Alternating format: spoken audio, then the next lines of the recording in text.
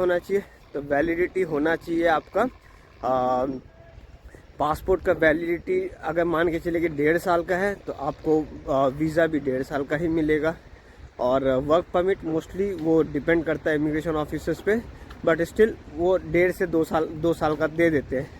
क्योंकि मेरे एक दोस्त के केस में ऐसा हुआ था कि उसका पासपोर्ट 5 साल का वैलिड था बट उसको 1.5 साल का ही मिला था और उसने एयरपोर्ट पे चेक नहीं किया। अगर चेक किया होता तो शायद वो बढ़ सकता था। ठीक है, तो आप ये सारी चीज़ें इन्फॉर्मेशन चेक करिए।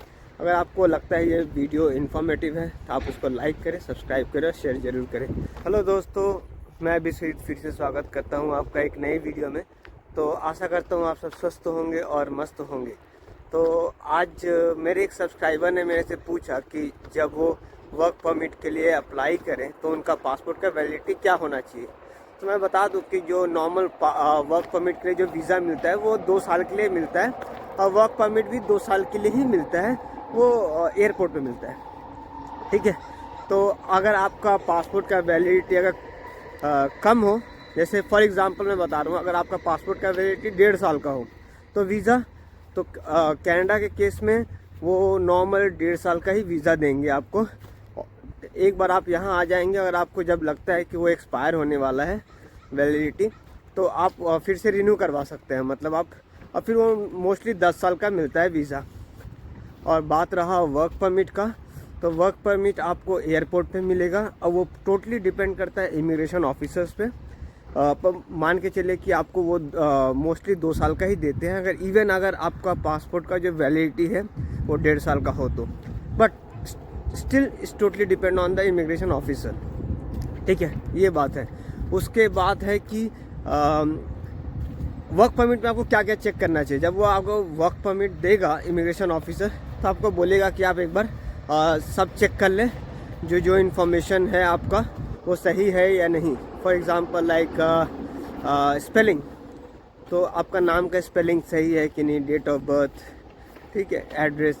तो आप थॉरली ये सब पूरा इन्फॉर्मेशन चेक करिए। मान के चलिए बहुत ही इम्पॉर्टेंट है आपका नाम और डेट ऑफ बर्थ, बहुत ही इम्पॉर्टेंट। सेम विथ एड्रेस, कहाँ काम करेंगे, ये सारे चीज़ इन्फॉर्मेशन रहता है वर्क परमिट पे। ठीक है, तो और जो वर्क परमिट होता है वो आपका होता है लीगल स्टेटस होता है कनाडा में। तो आप अगर कोई भी ऑफिशियल काम करवाने जाएंगे, इवन काम से लेके बैंक अकाउंट खुलवाने तक, सिम लेने से लेके सोशल इंश्योरेंस नंबर सिन लेने तक, तो आपका ये सारा चीज़ वर्क परमिट से ही अप्रूव होगा। अगर आप फ़ोन लेने जाए इंस्टॉलमेंट में तब भी आपका वर्क परमिट मांगेगा। तो इसलिए मैं बोल रहा हूँ कि ये सारे चीज़ आप वहाँ पे वर्क परमिट जब हाथ में मिले तो आप पूरा चेक करें। अगर आपको कोई डाउट लगे या कोई लगे कि कुछ मिस्टेक है तो आप तभी इमिग्रेशन ऑफिसर से पूछिए, वो चेंज करके दे देंगे, मतलब रेक्टिफाई करके दे देंगे। अगर आप वापस ऐसे लेके आ गए और आपको फिर वापस आपको बहुत प्रॉब्लम हो सकता है। अगर आप करेक्शन करना चाहे तो फिर से आपको अपॉइंटमेंट लेना होगा, आपको बॉर्डर पे जाना पड़ेगा। ठीक है, अपॉइंटमेंट लेके फिर उसका खर्चा होगा और साथ में थोड़ा टेंशन भी। तो आप वहीं पे ये सारी चीज़ देख लें। ठीक है, तो मैं आपको फिर से बता दूं कि वैलिडिटी कितना होना चाहिए। तो वैलिडिटी होना चाहिए आपका पासपोर्ट का वैलिडिटी अगर मान के चलिए कि 1.5 साल का है तो आपको वीज़ा भी 1.5 साल का ही मिलेगा। और वर्क परमिट मोस्टली वो डिपेंड करता है इमिग्रेशन ऑफिसर्स पे, बट स्टिल वो 1.5 से 2 साल का दे देते हैं। क्योंकि मेरे एक दोस्त के केस में ऐसा हुआ था कि उसका पासपोर्ट 5 साल का वैलिड था बट उसको 1.5 साल का ही मिला था और उसने एयरपोर्ट पे चेक नहीं किया। अगर चेक किया होता तो शायद वो बढ़ सकता था। ठीक है, तो आप ये सारी चीज़ें इन्फॉर्मेशन चेक करिए। अगर आपको लगता है ये वीडियो इन्फॉर्मेटिव है तो आप उसको लाइक करें, सब्सक्राइब करें, शेयर ज़रूर करें। फिर से मिलते हैं एक नई वीडियो के साथ। मैं विश्वजीत, थैंक यू, जय हिंद।